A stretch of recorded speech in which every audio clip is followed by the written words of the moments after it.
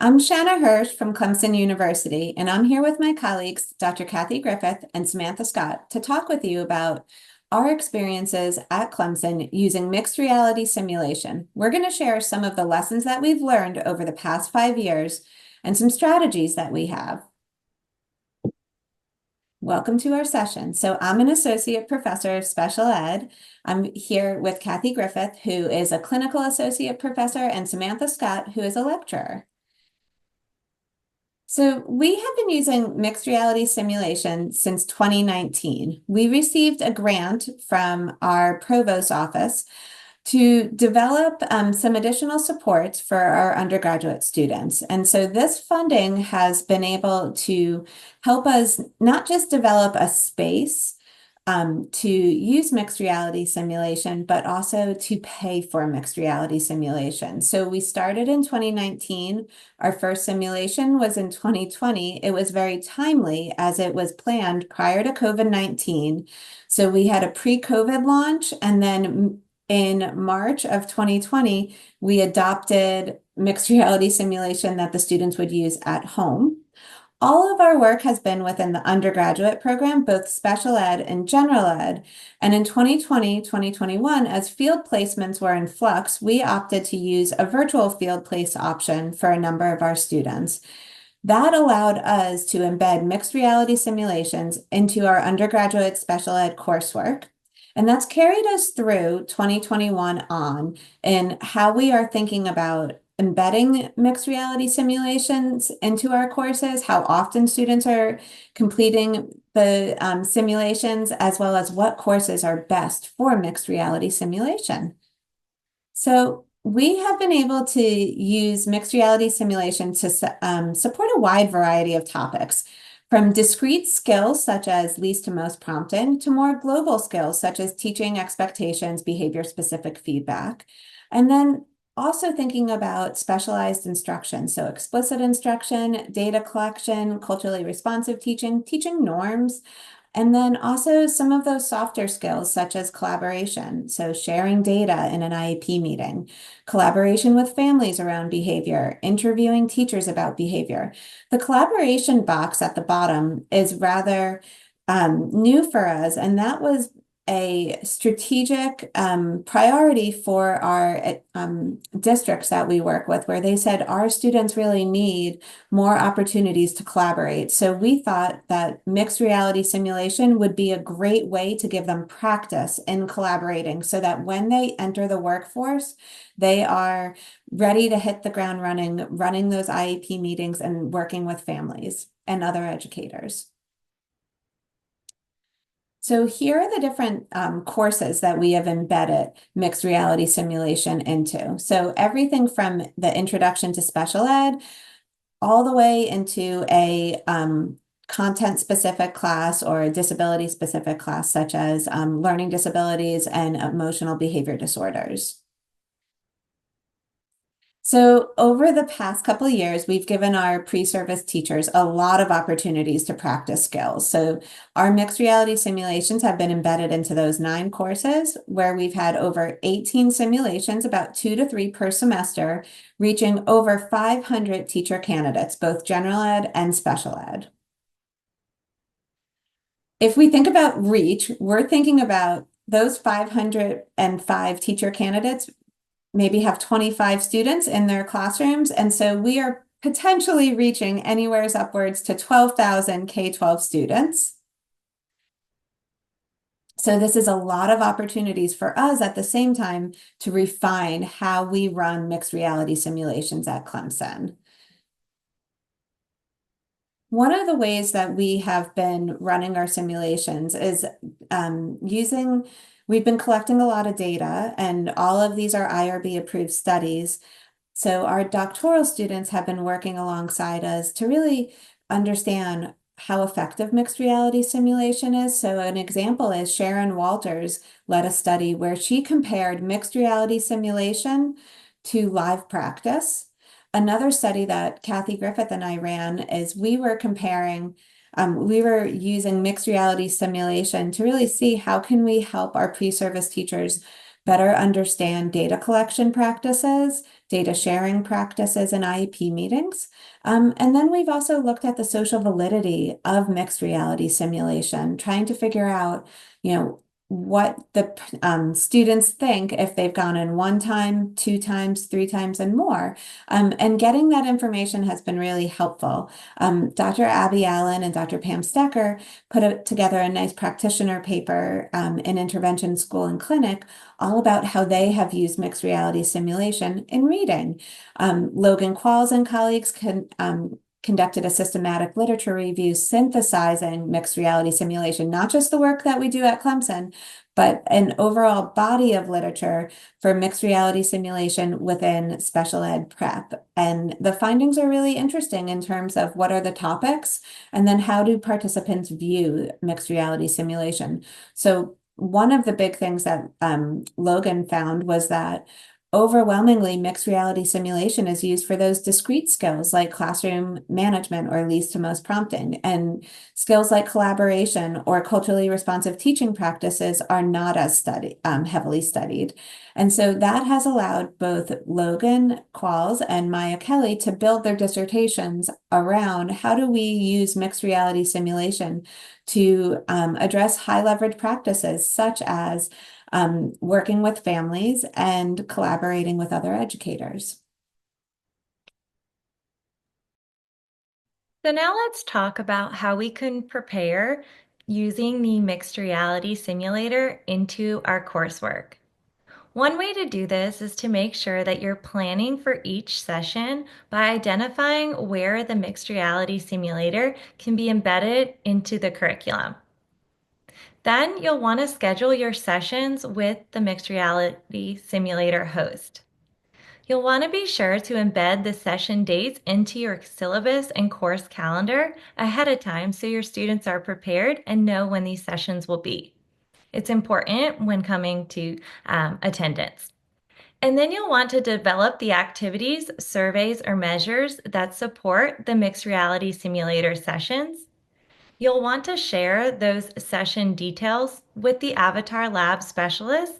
For example, you'll want to provide them with a scenario plan, some objectives to accomplish during this session, a script, and then you'll want to schedule a meeting to review this session plan to ensure that everybody is on the same page going into the sessions.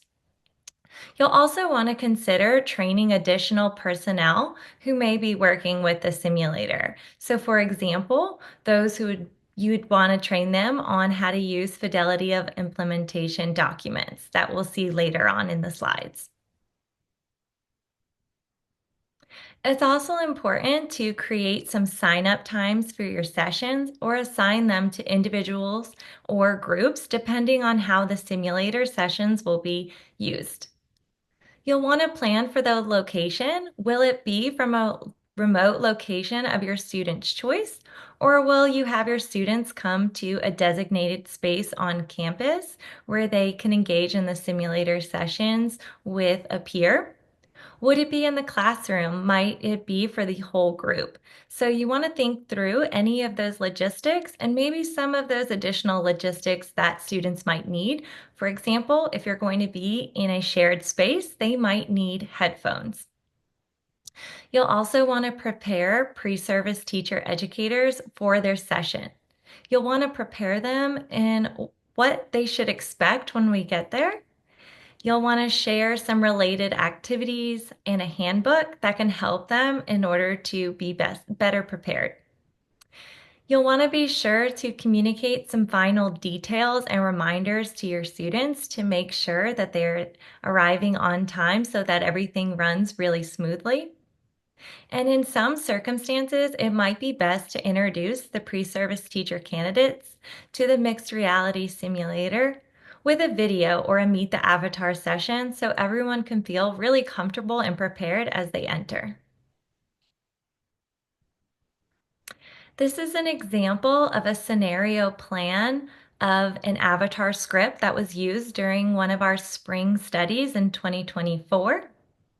As you can see, there are different materials listed and the responses that we want the simulator specialist to give. We also have an example of a handbook that you may want to provide to your students so that you can give them this in an electronic or a hard copy format. And this might prepare them with some information that includes what the avatar's functions are. You know, what can and cannot they do? The agenda for the mixed reality simulator session. It will give them some instructions for how to interact with the simulator and the avatars once they're actually in the lab. So again, thinking of how to get the avatar session to start and stop and pause when needed. It'll also entail details on the avatars that are going to be in attendance. So some students, we might have, for example, student avatars, so middle school students that our teachers would need to be prepared to interact with, or we might have some adult avatars where if we're simulating an IEP meeting and so forth. And so you just want to give your students the most information that you can when going forward. And this book could be customized to however can best fit your needs. Lastly, we have the fidelity. These are some examples of what should be occurring in the simulator sessions to make sure that every session is implemented in the same way. And so these examples provide documents that can track when the participants might arrive to their session and what should be said to them while they're in the waiting room and what should be said to them after their session as well. All right. So as Shanna mentioned, we have incorporated mixed reality simulation into several different courses within our program. And so I wanted to give you a little bit of information on some of the topics that we have used. And for example, in the Intro to Special Education course, we have used mixed reality simulation to work on collaboration with culturally and linguistically diverse students and families in our characteristics of individuals with specific learning disabilities and emotional behavioral disorders. We've used it several different ways in this course. One way is teaching explicit instruction lessons that I'll have a demonstration to show you. We've also used it for discrete skills such as calculating whole interval recording data. And then we've used it to interview a teacher using a function-based interview template. And then in the teaching writing with students with disabilities and communication and collaboration and special education courses, two different courses, we've used it to work on facilitating IEP meetings. And specifically, we've done this, as Shanna Hirsch mentioned, because our district partners have given us feedback that our students in special education, our future special educators, needed more work on how to facilitate these meetings, how to collaborate during IEP meetings. And this is one of those soft skills that's so important to their future role as a special educator that we wanted to make sure to take that feedback under consideration. So we did it in two different ways on trying to work with different groups of students on collaborating in IEP meetings and facilitating those IEP meetings. So what I'm going to show you here is actually an example from one of those IEP meetings. You're going to see me as the facilitator of this IEP meeting, and we use this as an example for the students. But the students were given, for example, snippets on what they needed to do, how long they were going to be in the simulation session. We told them they needed to introduce the team members. They needed to review the student's present level of performance on her academic goal. They needed to recommend a new annual goal and how it was going to be addressed. They needed to answer questions. They needed to explain progress on her new annual goal and how to be monitored. And then they needed to end the meeting. We did give them information on the goal and the progress, but otherwise they had to take this information and use it in an IEP meeting with some adult avatars. And so I'm going to give you an example, a model that we showed them after they had their first chance to kind of go in the simulation without seeing a model first. And so I'm going to show you a quick little snippet of this. Good morning again. My name is Bennett Breed. I'm Jayla's father, and she's just such a wonderful little girl that I am really excited to hear how she's doing in school. Great. So glad you could join us. Miss Smith. Good morning. I'm Hazel Smith. I am the administrator here at our elementary school, and I'm just here to always help facilitate these meetings for our wonderful students, such as Jayla. And Miss Wilson. Good morning. I am Evelyn, and you can call me Evelyn. I'm Evelyn Wilson. I'm her general education teacher, and I'm just here to make sure that Jayla's doing well. All right. So as I mentioned, this is just one example.